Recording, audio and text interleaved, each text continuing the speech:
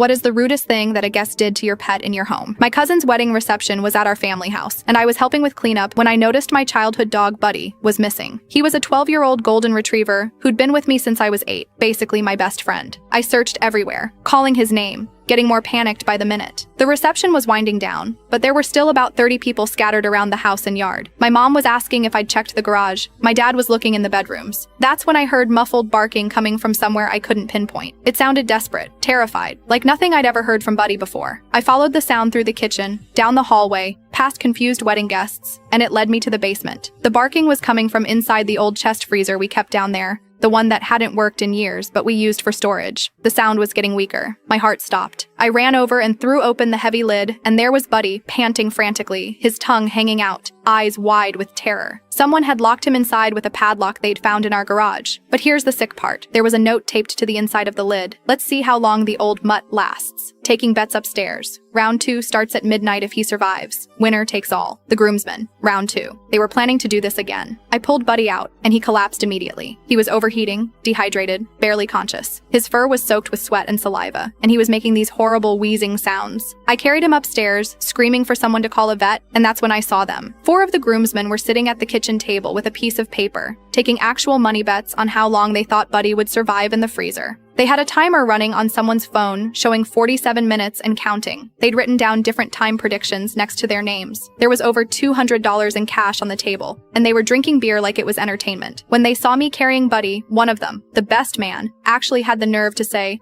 "Aw man, you ruined it. We were gonna let him out in like 10 more minutes." Then he looked at his phone and added, "He lasted longer than I thought. I win the side bet." Another groomsman started complaining about losing his money, saying, "This is bullshit. The dog cheated somehow. Like my dying dog was some kind of casino game they'd been robbed of. 10 more minutes would have unalived him." I lost my mind. I started swinging at all of them, screaming about how they'd nearly murdered my dog for entertainment. The best man tried to grab the money and run, but I tackled him to the floor. My uncle had to physically restrain me while someone else called 911. Wedding guests were screaming. My cousin was crying. The vet said Buddy was minutes away from heat stroke. His body temperature was dangerously high, and if I'd found him even 5 minutes later, he would have died. All 4 groomsmen got arrested that night. Turns out, betting on animal cruelty is illegal in multiple ways, and the round 2 note made it premeditated abuse. My cousin's marriage lasted 6 months. Apparently, she couldn't get over the fact that her new husband's friends were psychopaths who did horrible things to animals for money, and he defended them. Buddy recovered fully and lived 3 more happy years. Those groomsmen all got criminal records and had to pay thousands in vet bills and legal fees.